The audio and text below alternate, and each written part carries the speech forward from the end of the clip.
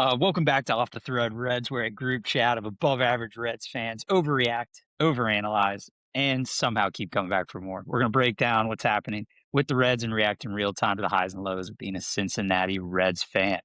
So, before we get into everything, obvious news for today is Reds get a big sweep over the Rangers with a great pitching performance every single day, which we'll dive into here in a little bit. On this episode specifically, we're going to get the Threads reaction on the real question is if the Reds pitching is real. Now, boys, before we kind of analyze and go over all the stuff that happened this series, want your reaction. How you guys feeling coming off a series sweep of the Rangers, and what vibes are we bringing to the Cincinnati Reds team now? Happy Easter. I'll start off, keep it short and sweet. Doing some spring cleaning, baby. Sweep them out of here. Keep it going. On to Miami. This team is on fire. This city's going to be on fire. Nobody thought after HG and Lodolo went down that we'd still be the kids on the mound pitching like we are. But here we are showing why we belong in Texas, sweeping the Rangers. I'm lit up, fellas. I'm lit up. Yeah, great series. Only giving up 4 runs in 3 games. We messed with Texas. Opening day for the Texas Rangers and just a lot of sad Rangers fans, which is, I mean, speaks to this team's ability to play up when they need to. Hopefully, Miami's played pretty well against New York. I know they probably lost the series. I think they did. They lost the first two, but excited for the rebound against that kind of deflating Pittsburgh series at least. All right, so let's just do a little recap of the series. So we got the information out there. On April 3rd, Reds versus Rangers, opening day again for the Rangers there. Reds won 5-3. Brady Singer, outstanding performance, 6 innings, only 2 earned runs. Elly De La Cruz, home run. Spencer Steer, home run. And Tyler Stevenson, home run. We needed those home runs from Steve-O and Spencer Steer. Next game on April 4th, Reds win 2-0. Rhett Lauder, unreal performance, 6 innings, 0 earned run.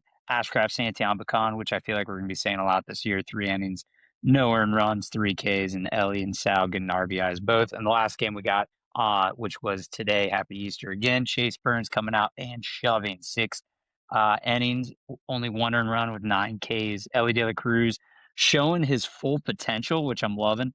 And lastly, Brock Burke. Hey, shout out there. And he pitched 3 Ks. We'd love to see it. So before we dive into kind of what this episode is going to be all about, any final thoughts on the series and maybe going into our next series against Marlins? Dude, I think this series is one that if you're a Reds fan who was upset about last year and the way the games went, you've got to be jacked up. First game, you hit 3 home runs off of 10 hits. The only way that you score runs in that game is by home runs, something we missed all of last year. You get the win there. The next 2 games, you only score 4 runs, but your pitching shows up and delivers in the bullpen. They deliver starting pitching. Chase Burns and Rhett Lauder looked like 2 guys possessed on the mound. And I think also, and I said this earlier, we should give credit to Tito for the way that he's constructed this lineup. In game 2, we win that game 2-0. In the first inning, McLean walks, steals second, Elly gets a single, McLean scores. Sal Stewart bloop single, Elly goes first to home. 2 runs is all we needed. We win that game. You have to imagine Tito had that in his mind as the way that this can play out when you make McLean, Elly, Sal. Then you go to Suarez. In game 3, you see it again. One of those games where you really feel like after Chase Burns gives up that home run, you start to doubt, are we going to get the sweep? Is it going to come to fruition? McLean walks, steals second. Elly single, once again producing a run. Brock Burke comes in, shuts it down with 3 Ks. This was a series that you got to look at and be happy. If you were a Reds fan last year that was pissed and you wanted changes, this feels good. No doubt. And yeah, you mentioned Lauder and Burns. I think that's the most exciting part is those are the 2 pitchers that we're with for a while as long as we want to. And they have just been lights out through their first 2 starts, really. 3 earned runs and 4 combined starts? Yeah. And both of them getting past the 5-inning mark, at least to the 5-inning mark. Good stuff. I mean, Happy yeah. First off, Happy Easter. I mean, the amount of times that you lose a lead in the open on Friday, right? You lose a lead late, and they come back in the ninth inning and you take like that. Just I felt like didn't happen last year. And then once again today, like you get Burns out killing it, bring him back for the seventh. He gives up just a bad mistake to Jock Peterson, who barely made it out of the park, and he was talking a lot on his little exit out of the box after his first hit of the year. So shout out Jock Peterson for his one hit. I stand with Tommy Pham. Yeah. People don't forget that home run derby either. But essentially, like they really did show the resilience, and they've played the way that they have been marketed, right? Like, we're not going to make mistakes in the field, no errors still, right? Like, they have made interesting moves on the base path, like having Marte steal where Ke'Bryan Hayes was going to hit into a DP if that was not a hit and run. Like, to speak to your point, John, on Tito's mentality, like the bullpen's been pitching excellent. The starting pitchers have done really, really good work in the first 5-6 innings of their starts. Like, it's hard to just throw away the 9 games and not be ecstatic from like our standpoint, especially like knowing there's going to be highs and lows. So like when there is a high, like just ride out the wave and appreciate it. Playing to the strengths for sure. That's a fact. Pitching strength, playing to it, clean baseball strength, no errors through 9 games. Play to what you know, you know? Yeah, and I like going off that. Like, I think the Reds executed in every facet of the game that you can control. So, like, if it came to execution on the base paths, besides one thing Ellie did earlier today, but I mean, I was impressed. Hit and runs were on like crazy. Defensively, I mean, making great plays. TJ Friedl we hate on a lot, but dude, I mean, that play he had when he's playing left, that was unreal. So just, big shout out. And also Tito, I think, handled every game really well too. Minus one thing with Chase Burns. Yeah, you put him back out there for the 7th, but you got to know it's early in the year. Jock Peterson was on the fastball third time through the lineup, so that was one thing where I was like, eh. But as a fan, I was happy they put him back out there, build that confidence in him. Any final thoughts before we move on to our next segment, which is going to be looking at the farm system? One more thing that I absolutely love thus far. They make a lot of high IQ plays. Like Sal today when that blooper happened, and immediately threw a strike to get that lead runner out. Like it just, I feel like the catching is doing a really good job calling the games. Also, just overall the ability to challenge when to challenge from that standpoint. Like just overall, they're doing their jobs and they're doing it well, and they deserve the recognition for it. So there's a lot of strategic advantages, but right now, like they're playing really good ball, and it's hard to not be excited. Like I'm excited every time that they're about to start the game, and I haven't felt like this in a long time. It feels like that play by Sal Stewart was genuinely incredible. It was awesome. Grabbed it bare hand off a bounce over his head and just went straight to second on strike, like you said. I think the runner just assumed that he was going to get there because he didn't even start a slide till late. But in general, I agree to where we're playing at a high level of IQ, but we're not losing our aggressiveness that we know and love about the Reds. McLean is swiping bases like you wouldn't believe. The ball's in the dirt, his feet are moving. And that helps you immensely when you get a man on early, and then you have right behind him Ellie and Sal, and Ellie's taken to slap hits like he's taken to a glove. He's doing way more of, instead of trying to pull the ball, slapping it for a single, and we saw it twice come up in RBI opportunities for him. Yeah, Ellie really had a fantastic series, I thought. And it just feels like this whole series, things were going like according to plan. When you're winning low scoring games, that's usually like it was going according to plan. You get the lead, you get to your trusted bullpen arms, they get in, they deliver. And yeah, Pagan maybe did make us sweat a few times. Maybe each inning didn't go according to plan. But frame by frame, as you're looking at the innings, is like, I mean, a pretty perfect series, really. This ball club isn't going to be beating good teams 10-1. That's just not the DNA. So this is exactly what you're looking for. Yeah. Kind of final thought I have here is the way we're playing right now is winning baseball in October, which I have not seen from the Reds in a long time. So I'm excited. Hopefully they can keep this going, and hopefully we, continue just playing the baseball that we play not what you said, Joey, trying to beat a team 10-1. All right, let's get into looking at the farm. This is going to be probably a weekly segment that we have on our Monday episodes. Just keeping you guys updated on what's happening, in AAA, AA, high and low A. But these people on the list, they'll change frequently. These are just ones that people know of. They're either top prospects or people in AAA that are almost in that major league level. So the guys we have so far: Reese Hines, JJ Bleday, Alfredo Duno, Edwin Arroyo, Hector Rodriguez, and Tyson Lewis, who are, main themes, I guess, when you think of the minor leagues with the Reds. One I do want to shout out, which obviously we won't see him for a while: Alfredo Duno. If you guys don't know who he is yet, you probably will here soon. He's an outstanding offensive catcher. Think of like Tyler Stevenson-ish, but I think even better and younger. The one thing they're trying to work on is his defense right now, but man, the kid can hit. High A is a difficult kind of area to hit as a professional hitter, just because the pitchers are wild still. But what he's putting up so far is awesome, and I'm curious to see these numbers. Any players stick out to you guys over the Reds farm system so far? Do we take the obvious one off the board? Do we take the well, my thing is this, it's not necessarily just Reese Hines, right? Like, I think I'm linking mine mostly to how my feelings are about us at the professional level, where I think we have a gap maybe in the outfield. So it's nice to see that where you think you have a gap, you have guys like Reese Hines and JJ Bleday who are playing at the next highest level to the majors and doing at a damn fine rate. Like, both of them hitting over 300, both of them putting up RBIs, OPS over 1.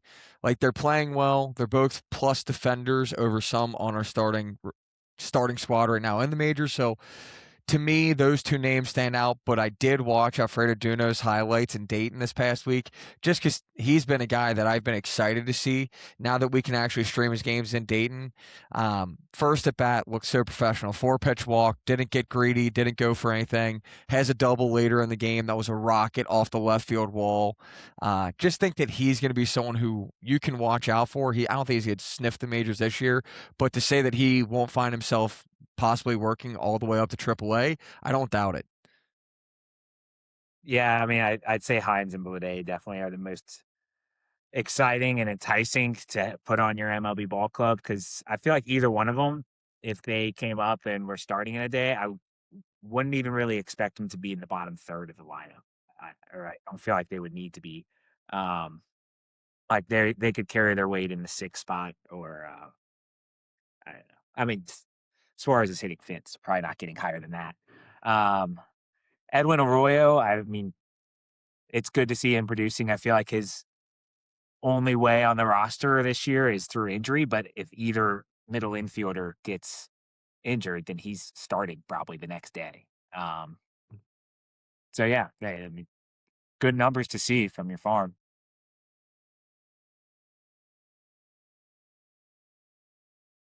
Yeah, so again, we'll kind of try and keep this theme going. I'd love to kind of keep that updated, because these are players in the future that we're going to be seeing. So again, this list will change hopefully throughout the year, but I'm curious what players, cough cough, re-signs JJ Bleday, will be coming off this list and being in the major league roster here shortly. So let's go ahead and There's move on one to other our name.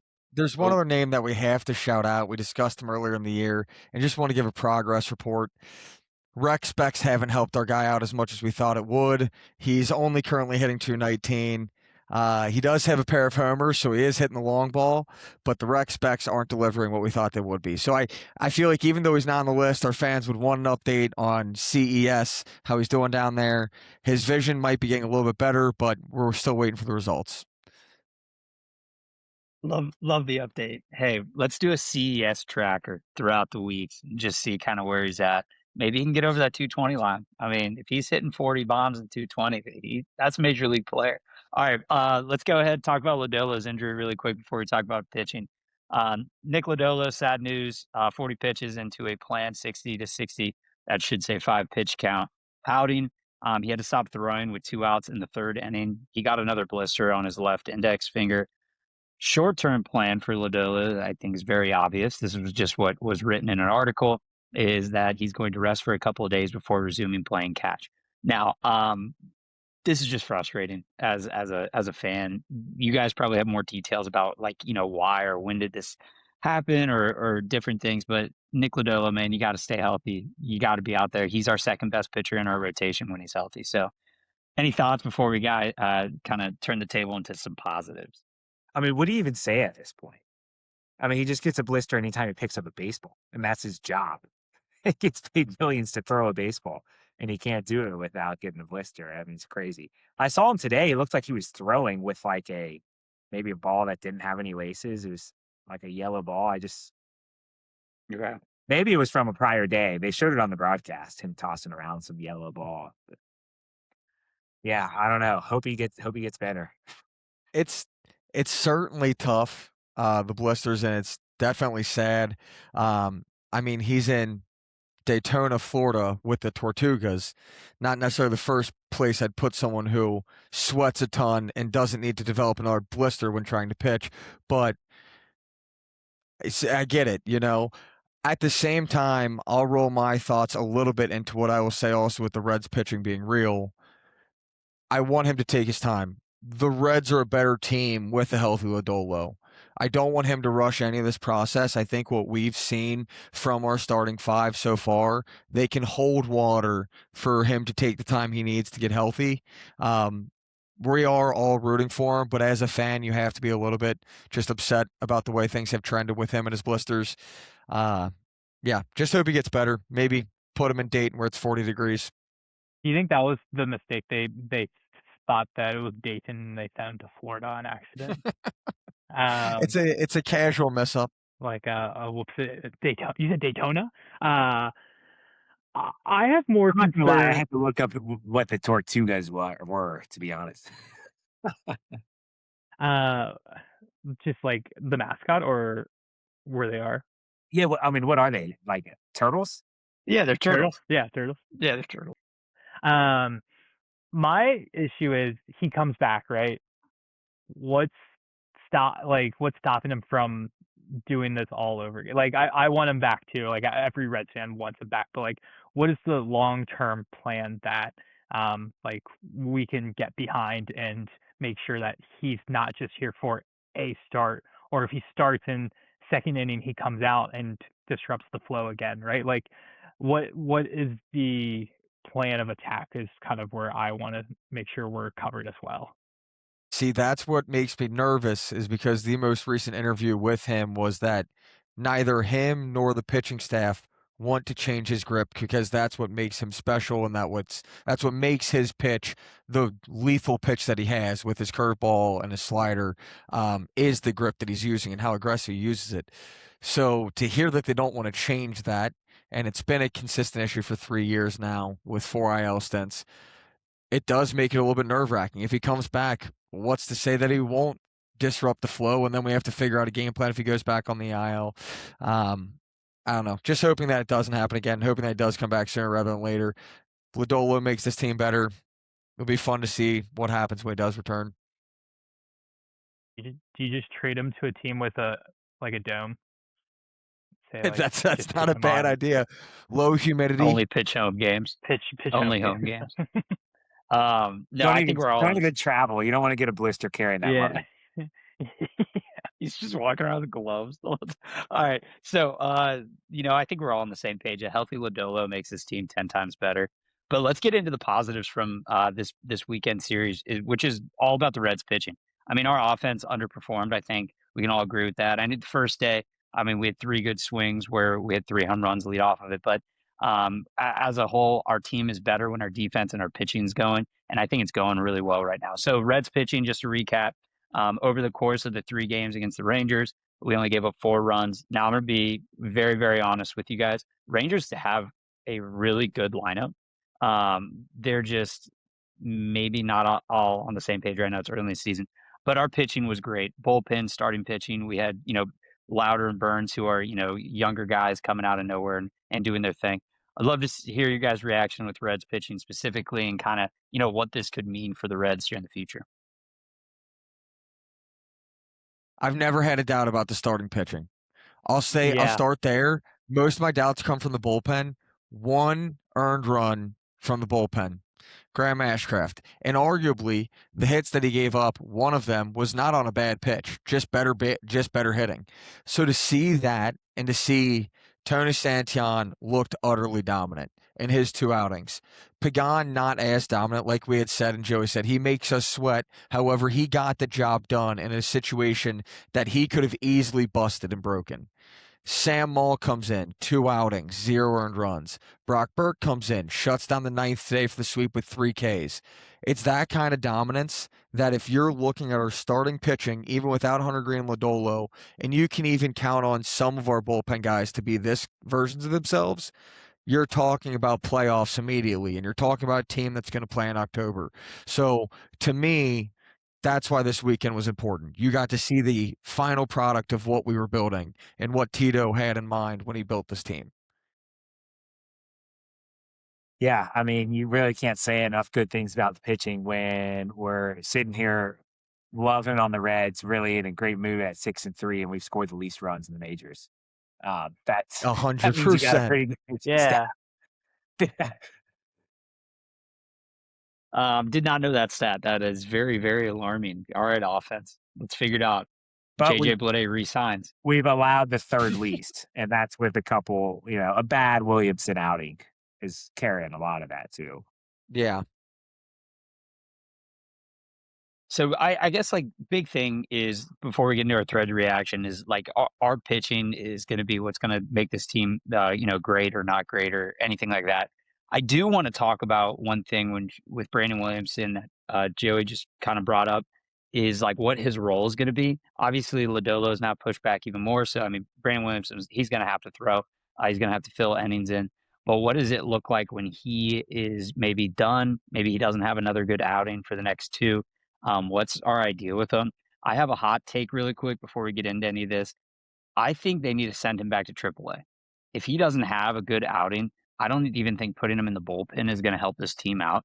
I think you got to put him back in AAA, let him work on some stuff, and kind of just go from there. Because I mean, this one start. I mean, I'm curious to see what he looks like tomorrow. But like that one start he had was atrocious. It was not good.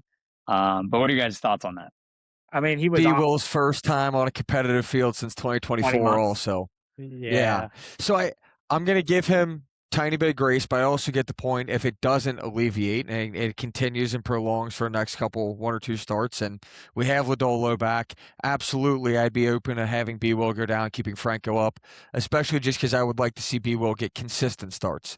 But when Lodolo does come back, and I expect, and I said this on the last episode, that B. Will figure it out and will make some changes in the next couple starts and he'll look good.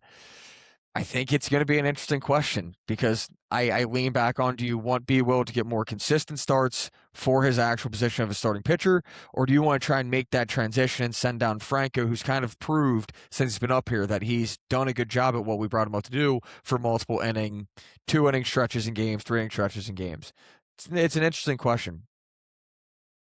I think sending him down probably hurts any sort of confidence that he doesn't really have at this moment, given like he hasn't pitched in a big league setting in a couple years, and then first instance back he gets shelled, kind of, and then moving forward your team loses faith and sends you back to Louisville. Kind of seems like a very hard thing to do.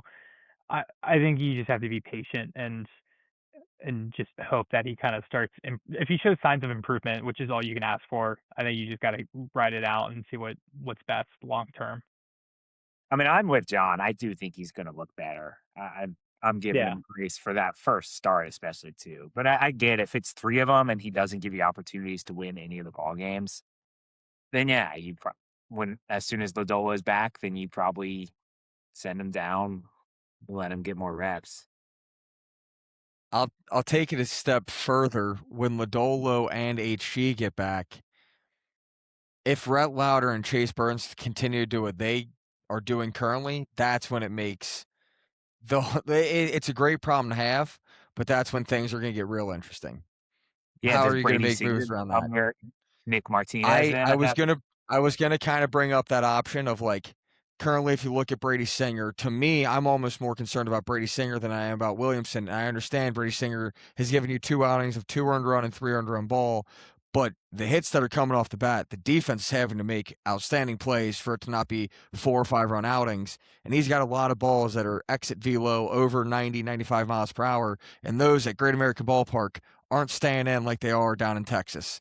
They are going to find the cheap seats. So it's all interesting. I'd love to hear your thoughts, Kirby, a little bit more about like when it's more of just like not Lodolo, but also Hunter Green coming back, how you make those shifts.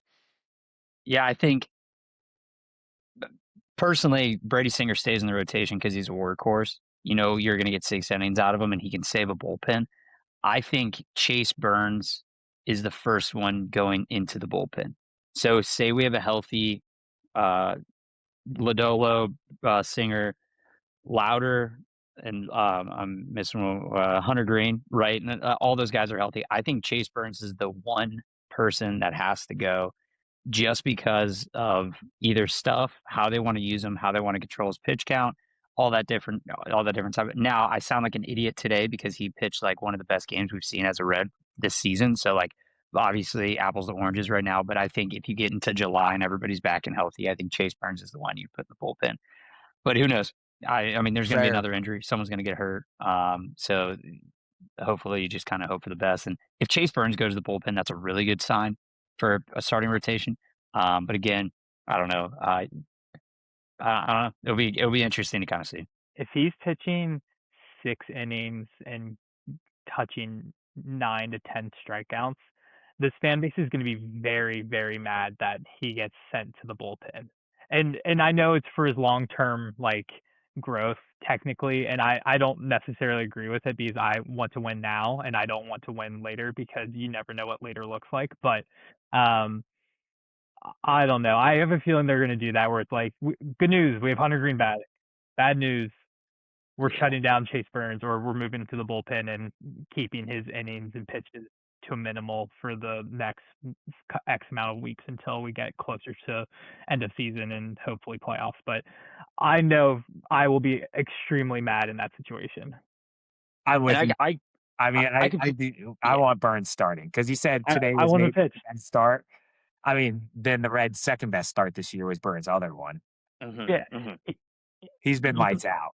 He's been, I would say you can make the case he's been the best pitcher. I know this has only been 2 starts, but like, I mean, Abbott's pitched well. They all pitched well, but like the starts, to Joey's point, from Burns, I would take any day of the week against any team. That's who I'd want. And I completely agree Chase with you guys Burns- on that. Like I'm saying if he comes down to reality, maybe he is this good of a pitcher. Maybe he stays this way. Of course he's in the rotation. Like you can't take a guy out like that. But I'm saying like if things were to kind of even out and kind of he's more similar to what he was last year, like I think he would be the most logical one to put in the bullpen first if we have a full healthy rotation. But besides that, like if he keeps this up, oh absolutely. I'm with you having Brady Singer as like a swing man, I guess, filling in spots, doing that type of thing. But yeah, I don't know. That's just that was my initial thought there. Yeah, Singer's a tough one. If the Reds do send Chase Burns to the bullpen, you have to think that they're going to counteract to the Reds fan base being upset with at least a bobblehead. So take that into account as well if that's going to be worth it as a fan. Yeah. That's good. All right, going off that, let's go ahead and get into our Threads reaction to everything. So we're going to start with Cap's corner here. We got another Rosebud Thorn of the series. So Cap, go ahead, take it away. Curious to see what you guys are on this. Yeah, so I've got Rose being successful, overachieved, just as a reminder. Bud is going to be someone to be on the lookout moving forward, and Thorn being underwhelmed or concerned. I'll say this much, okay, so I know my 3 already. If someone else knows theirs and wants to go first, that way I don't take anybody's. I'm happy to pass that torch. Bud, like look out he's gonna be better, or like look out he might be worse. Good. I would take it as lookout good. It's blossoming. Like he's going to be better. He's blossoming. Okay, he's budding. Okay. Yes. I can wing it if you want me to. I would love this. Okay. Obviously Thorn, I'm going to just take yours. I'm just going to try to think how you're thinking, John. Thorn is going to be TJ Friedl. Just because I think he's not that. I would say the 9-1 spot of the lineup, whether it's Ke'Bryan and Friedel just seems like 2 automatic outs at this point. Rose, I'm going to skip Bud just to buy me some extra minutes. Rose, I have to apologize for Tony Santillan because the first episode where he had a lot of walks, I was kind of grouping him with Pagan and saying that they need to be better. He's been killer. And if he needs to be the interim closer for a little bit until Pagan kind of settles in a little bit better. But to everyone's point, Pagan's also done the job this past series. So you can sweat it out, but he's still getting the job done at the end of the day. For Bud, is this the start of the Spencer Steer bounce back? A little home run action, a little double action. He's playing better in the field. I mean, he did have some rough looks, but in the first few series, but like maybe he just needed to go home to kind of figure it out. So that's my Bud. Yeah, he's my Bud too. 5 of 12 on the series. He just looked like alive again. I felt like he just kind of was sleepwalking at the plate the first couple series. I still kind of want him to be a maybe 3 out of 4 days or 2 out of 3 days starter, but I think he can contribute. I don't really have much of a thorn. You get a sweep, not much of a thorn. I'm going to go with Willie Harris, third base coach. I don't know if he's really he was definitely holding up the stop sign for Elly in that 8th inning. It was the 8th, right? Or was it the top of the ninth? Yes. It was the 8th inning, and then they got doubled up next play. Yeah, I think you send Elly there. He's one of the fastest guys in the sport. You can live with Elly being thrown out too. I mean, you could strike out the next at bat too, especially with this lineup. Like, if you got a ball in the outfield and a good base runner, you send him. And then Rose, man, it's tough to choose. I was going to just go the bullpen in general because despite Ashcraft giving up the 1 run in the first game, from that moment on, they were perfect. Didn't allow any runs, and they were not given much wiggle room, given no insurance, and they didn't need it. They just got the job done. All right, so I'll go Rose, just pitching in general. Bullpen starters, I think it was unreal, fun to watch too. Bud is okay. My Bud is not. It's situational hitting, if that makes any sense. It's not runners in scoring position and getting them in because we're atrocious at that still. But the Bud here is situational hitting, meaning like hitting behind a runner, moving guys up, even like situational base running minus Elly's thing. I think we've done an outstanding job. I think that's why we won the series offensively. That's how we manufactured our runs. Tito's calling hit and runs, which are awesome to see. They might not even be hit and runs. It might be just like, calling for a steal, and then you have the green light as a hitter. So, I mean, it's been awesome to see. So situational base running and hitting is the Bud, and hopefully that continues. The thorn is, I'm just going to say, like, approach to the plate, or just offense in general. We got to turn it up. I mean, we can't be at the bottom half and expect to try and be a playoff team. We got to be middle of the pack. Not just, I don't want to harp on TJ Friedel too much here, but like, there has to be more coming from everybody else besides 2, 3, 4, and 5 in the lineup. And I'm a little nervous about it. It was nice seeing Spencer Steer finally turn it on. Stevenson ran into a pitch, which was great to see. But again, I really hope our offense kind of, gets a little better over the next couple of series, hopefully against the Marlins. But the Marlins are a good team this year, so we'll kind of see.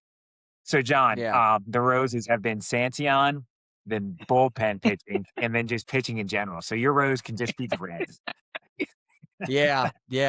I was actually marking names in red that I had on the multiple choice here, and a couple of mine were certainly taken. The first person I gave a Bud to, though, I'm going to have to promote to a Rose. Sam Moll came on to this team as a question mark, and has had 4 outings, 0 earned runs, and has kind of made it look smooth. He can find a place on this team if he continues to pitch that well. And to me, that's super cool to see, especially after last year that was a little bit disappointing for him. So I've got Sam Moll as my Rose. My Bud this week, Rhett Lauder's must-watch television. when he's pitching, get the TV tuned on, get the popcorn out, and just enjoy the show.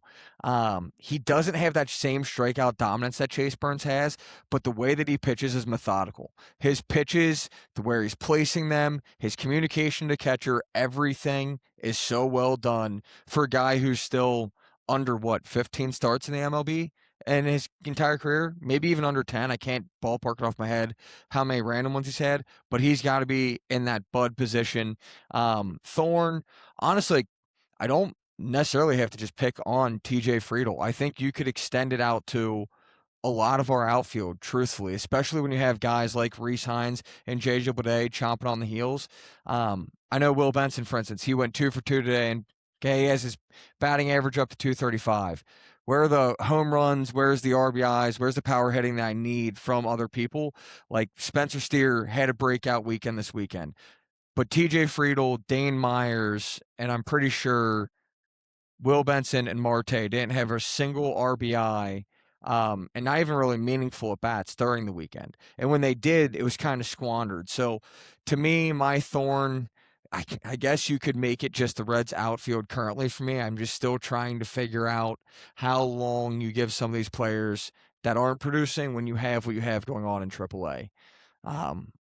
So that's where I'll stick it at. But it's honestly really hard to pick a thorn after you just swept somebody. So I'm kind of forcing it with the outfield there. Cap, thank you for bringing this up because I would have completely forgot. Big shout out to Jose Trevino for catching the second game. I already sent some text to you guys over the weekend about it, but I mean, he guided Louder through that start. If it wasn't for Trevino, like that's why you pay a veteran catcher to be your second catcher on the team. It's for things like that.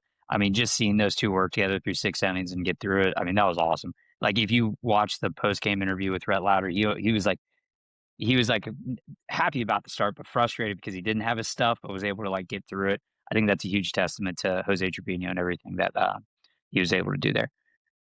Any final thoughts, Cap's Corner, before we move on to Mark's metrics? Keep it rolling All to right, Miami. let's go. All right, Mark's metrics. Hit it away with some Masali Law and everything good with betting. Yep.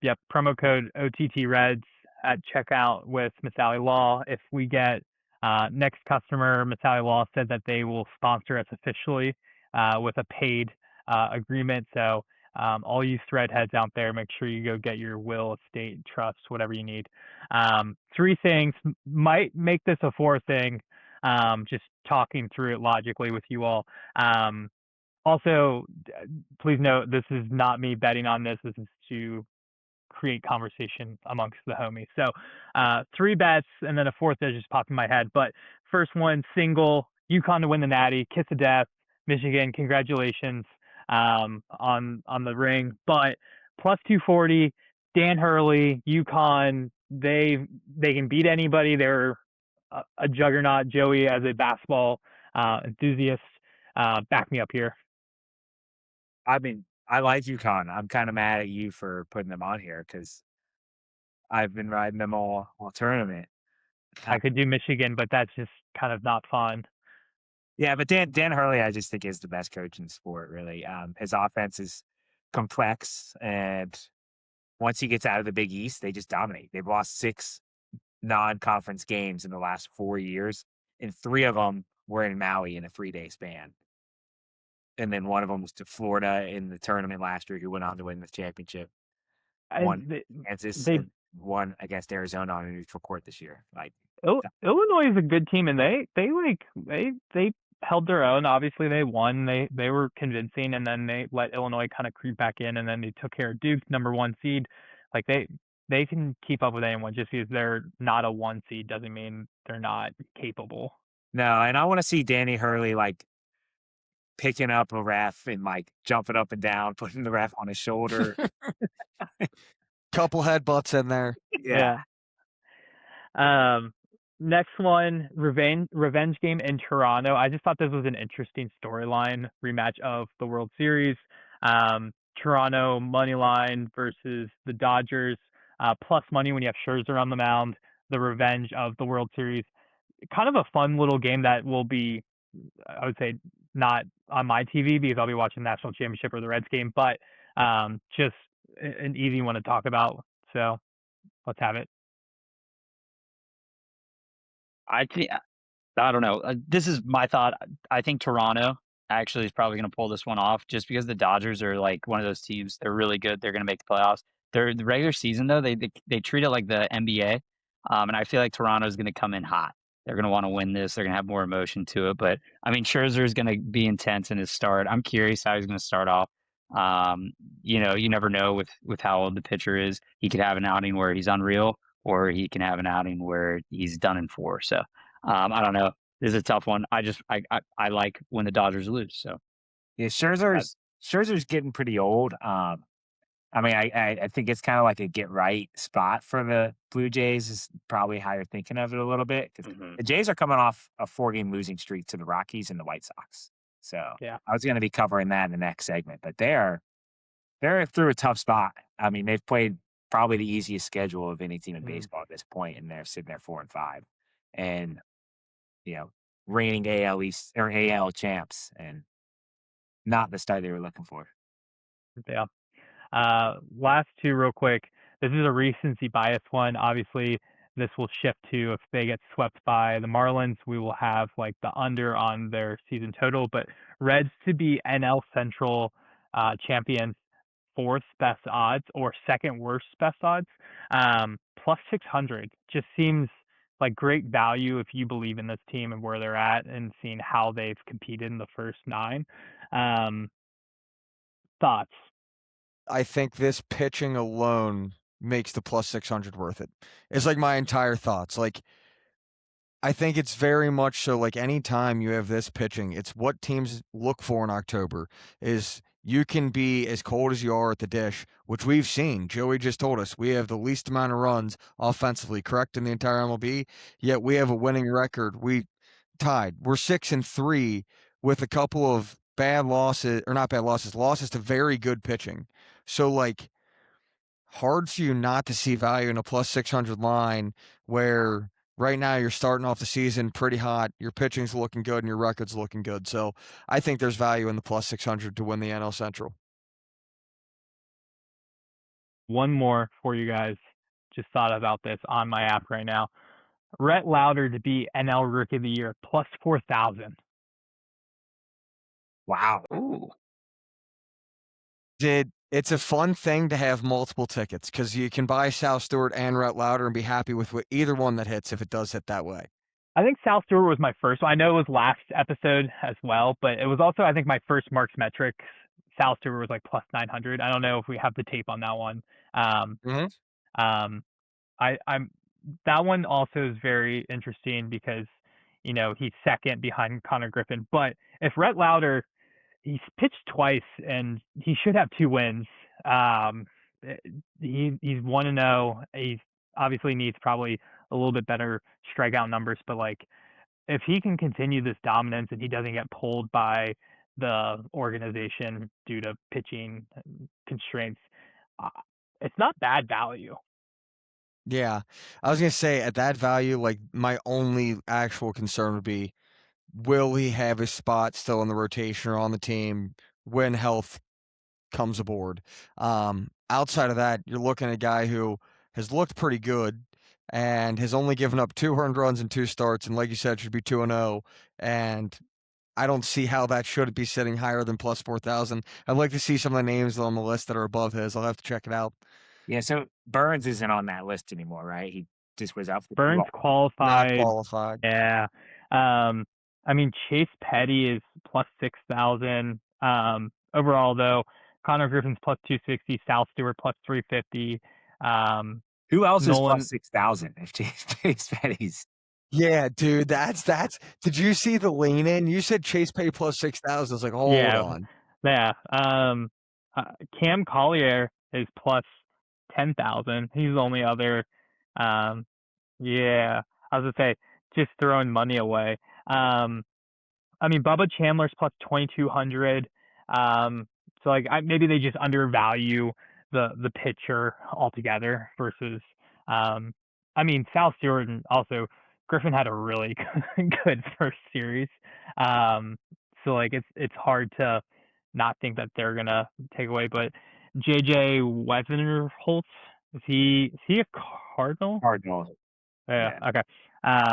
So those are kind of the top four, and then Nolan McLean rounds out the top four. So,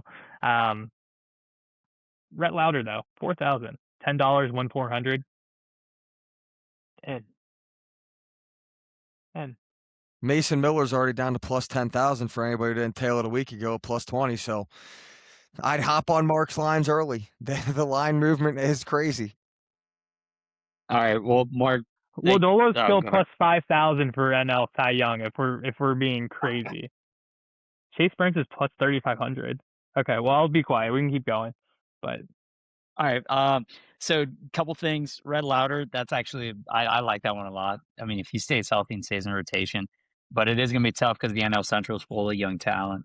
It'll be fun to watch this year. All right, let's go ahead and move on to Around the League with Joey. We got quite a few things going on, so go ahead and take it away. Yeah. Well, Mark was kind of teasing in there with the NL Rookie of the Year, so I'm going to talk about Connor Griffin a little bit. So he's the first 19-year-old. He got brought up for the Pirates this year. We talked about him a few times in the past. I mean, I'm just afraid that he's going to be a monster for a long time. First 19-year-old to debut since Juan Soto. And he hit a RBI double in his first at bat. The rest of his weekend wasn't as clean, but it's still early in his career, and I think he got signed to 9 years, 140 million at 19 years old. Not bad. Good for them. Yeah, Mm-hmm. yeah. And the Pirates now are 6-3, so I do think the Pirates are a pretty good baseball team. The Brewers just don't seem to lose. Sitting at 7-2, they don't lose series. You can't stop them. I don't know what else to say. A big thing have to talk about: Joe Adell for the Angels robbed 3 home runs in a game that the Angels won 1-0. Absolutely insane. I think that's like almost more valuable than like hitting a 3-run game in a high scoring or 3 home run game in a high scoring game. And the last one he had was like right on the pole. Looked like an incredibly hard catch because he probably was worried about the ball hitting the pole. It's like an NFL wide receiver when like a ball goes right by a defensive back's like hands if they get their hand in the way, but don't deflect the ball. And then he fell into the stands. Pictures of him like holding up the glove with fans all around him going crazy in the 9th inning as he robs his 3rd home run of the game. Insane. I think I was going to add White Sox sweep the Jays. Huh? Nobody would have drawn that up. Brewers can't lose. Yankees can't lose. Red Sox very good at lose.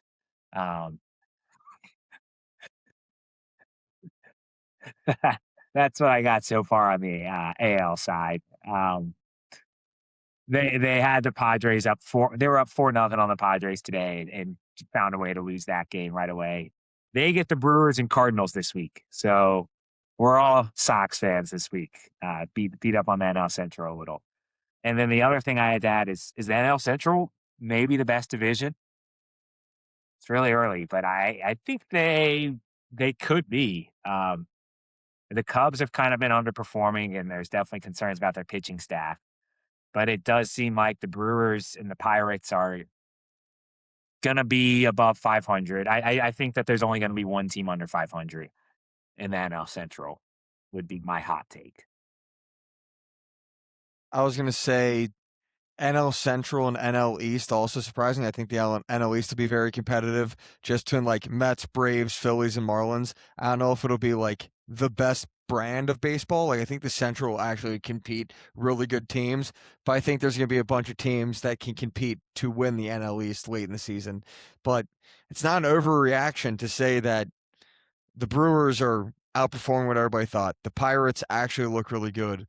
The Reds are sitting at 6-3, and the team that's in last right now is the Cubs, and you know that's not going to last for long. So it's not an overreaction. It is kind of messed up to think about that the Reds are probably going to have to play really good baseball all year in order to make it happen.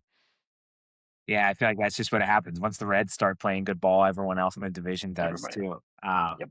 Yeah, the Braves are a really good team, I think. I'm kind of shocked they're only 6-4 with how well they've performed. Maybe they've lost some one-run games, but their pitching's been great and their hitting's been great. Really weird year from them last year to underperform as bad as they did. They started 0-7, I think, last year and just could never get it on the tracks. Now they got maybe the best bullpen in the game. And then they got a good young lineup still. Not really young, I guess. Probably guys right in their prime. Should bet on the Brewers money line every day. Just Yeah. instant Be a easy team money. player, Mark. Be Yeah. a team Honestly- player. Come on, Honestly, Mark. Just take the sweep right now. Done. I also have a message to our friends out in Anaheim marketing team. Bobblehead idea: 360 Adele robbing 3 home runs. Make it one Ooh. single bobblehead, but it's like a 1-1-1. Don't let the Reds know about this, but make your money. Yeah, I mean, Marte's got a bobblehead from Robin 1, so Adele definitely deserves one. And by the way, I think that 3 home run night, like I saw it on Twitter and a bunch of people talked about it. That's got to be up there for one of the most rare, if not the rarest thing that'll happen on a baseball field ever. Like I'm talking, we've seen 4 home run games with like Scooter Gennett. Like we've seen a bunch of crazy stuff on a baseball field. Those were 3 balls that would have 100% cleared the fence that he robbed. And the only reason that they won is because he robbed 3 balls in a 1-0 game. That is nuts. And in back-to-back innings in the 8th and the 9th, once against Naylor, who screwed me in fantasy, still won, but it hurts. And then the other one was, like you said, running towards the pole. Fantastic call by the announcer until he's like, it'll count as a home run because he went to the stands. Just not the way the rule works. But 3 robbed homers, dude. I don't think we're never going to see that again. I If mean, we what if do, I'll eat my words. What's even the possibility? Because to rob a home run, it has to be within like I'll be generous and call it like a 5-foot distance. Sure, yeah. At wherever it is on the field. But 3 of them to right field in the same game that are like within that 5-foot box of being over the fence, but not more than a few feet past it. It doesn't go Insane. towards his like WAR or like any sort of like metric. I think defensive run saved. He probably Does got, it? Does it? Okay. Hell I yeah. got like 4 of them last night. Mhm. If anybody was on base for any of them, Yeah. I At think least 3. it should be at least 3 defensive run saves. And that is a cool one. I mean, for people who haven't seen the video of it, I think MLB like clashed them all together. Just look that up. It's awesome. Good for Joe Adele too, for kind of doing that. Curious what the Angels are going to be like this year. But Joey, love the around the league, giving us a good insight on the Brewers and Yankees, how they can't lose, but the Red Sox and A's very good at lose. So appreciate it. The A's came back and beat the Astros after I had already typed that up. So I was like, Yeah, there we go. There we go. don't need. All right. Last thing we're gonna kind of look at today for this episode is our fan thread question. So this question, I think we've talked about it, but it kind of hits home on what the plan is for the Reds. And this question is TJ Friedl's time running out with the Reds, just in general? He's done a lot for the past 4 years for the Reds, but with people performing in AAA, with younger players coming up, how much time does TJ Friedl have left? So what are your guys' thoughts on this before we kind of close out the episode? Do you want to go first or last? John's probably got the most to say. Yeah, I was we don't want hoping to that take we don't want to take your thunder. So like, if you want to go first, you can go first. If you think we're not going to hit the nail on the head, you can go last. Whatever you want. My hope was that I wouldn't even have to talk. Mostly because I feel like we're just spinning tires on TJ Friedl. And I have said this, I don't want to feel this way about TJ Friedl. I like TJ Friedl. Pre-2023 hamstring, TJ Friedl was a guy that I would talk about very highly. He was crafty, he was creative, he found ways to get on base, and that's how he built his MLB career, and he should be remembered that way. Having said all that, I do think you have to look at this as he's a professional athlete. You're not giving away Willy Wonka charity tokens here. Like, if he's not performing and if he's not playing good in his role for the team, I do think he is up to be replaced. I mean, I don't know if you feel like you've seen enough, but in the data, he's slower. He's not at league average on arm strength. He's not finding anything at the plate. You can kind of see desperation when he's bunting with 2 outs, man on third, and doing things like that. That is just not baseball IQ, and quite frankly, not the kind of ball that I would think that Tito Francona would want to toss out there every day. So I feel for the guy. I hope that I look like the dumbest person in the room, and within the next 3 weeks, he blows it out of the water. But I just don't see that happening. Yeah, I'm not really like tied to him too much. He's been like a great contributor the last few years, but for some reason he was never a guy that I was like falling in love with. I don't know what it is about his game. He was like at best just a very solid player.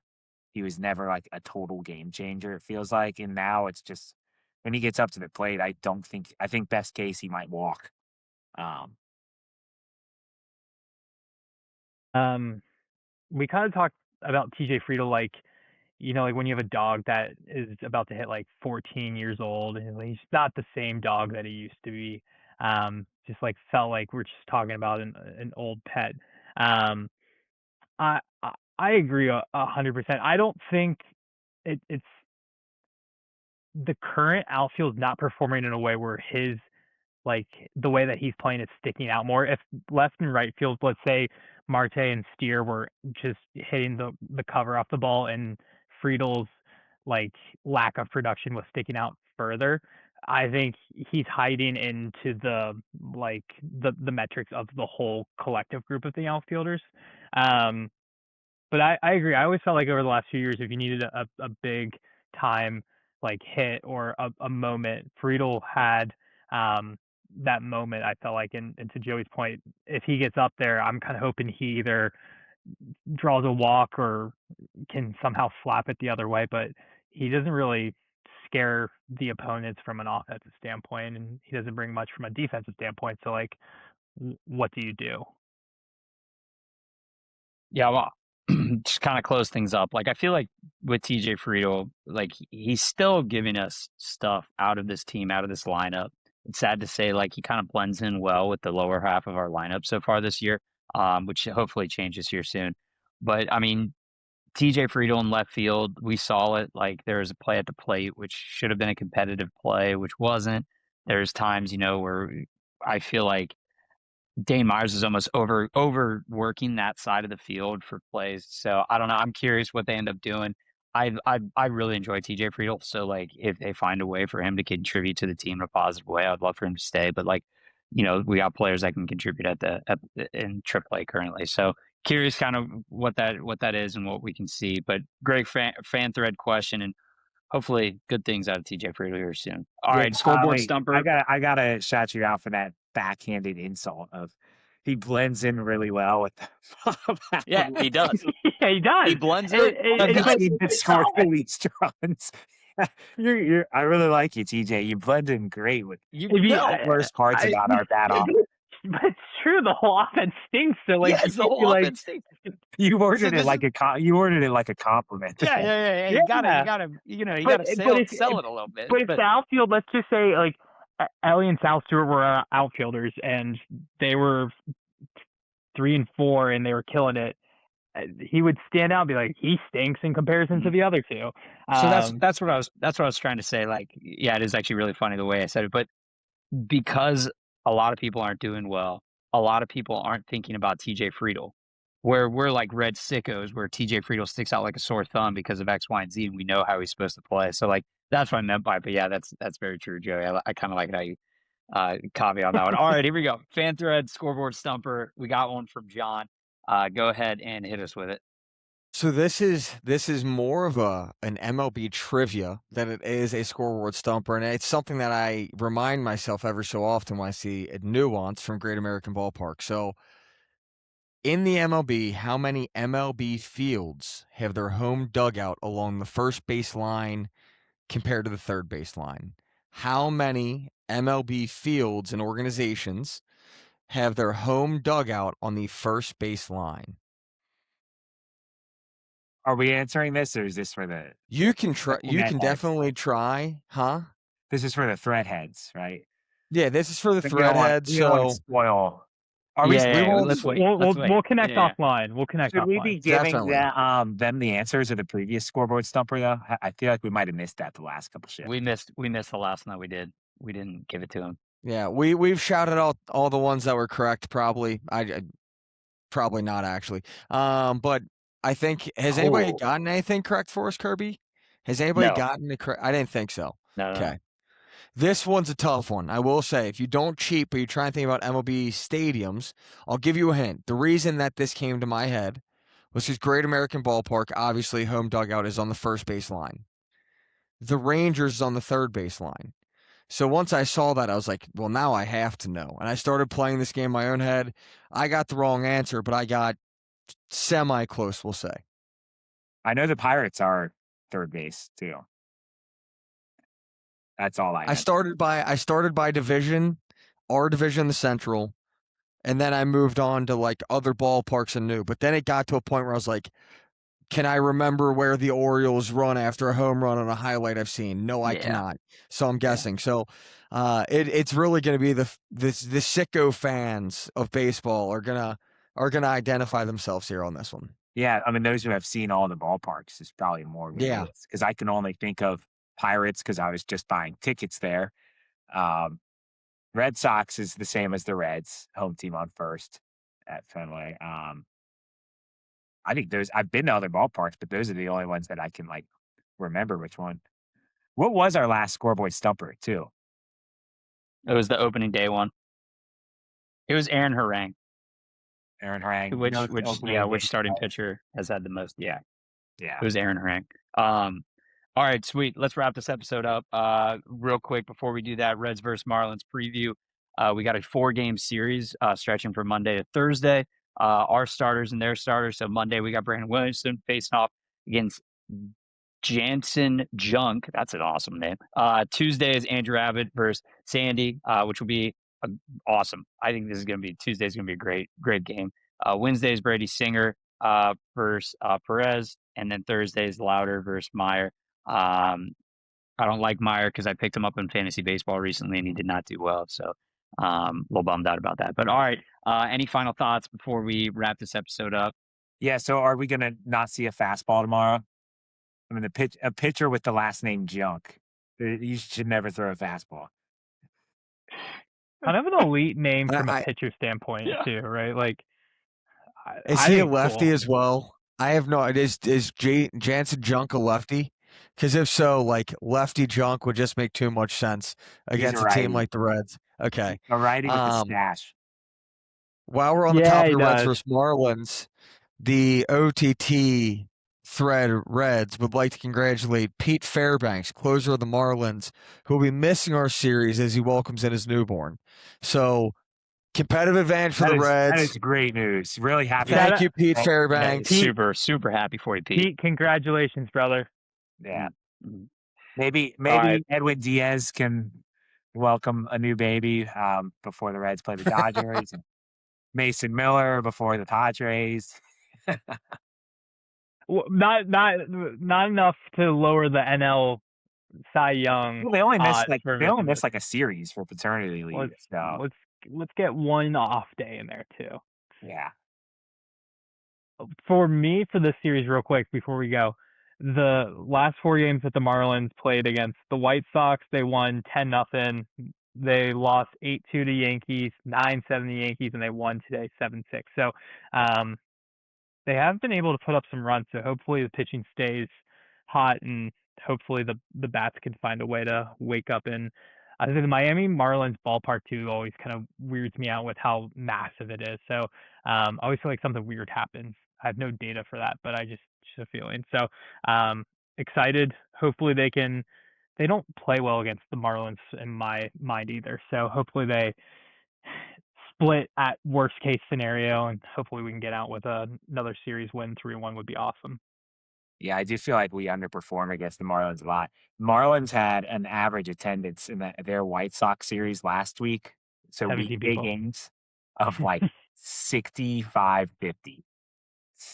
6,550. Marlins man is one of them. Oof. All right. Well, hey, fish fans out there, got to go to the games. All right, got to go to the games. All right, but that's been all for Off the Thread Reds. We appreciate you guys joining us. Remember, episodes release every Monday and Thursday morning. And don't forget to follow us on social media at OT Thread Reds. And like always, go Reds.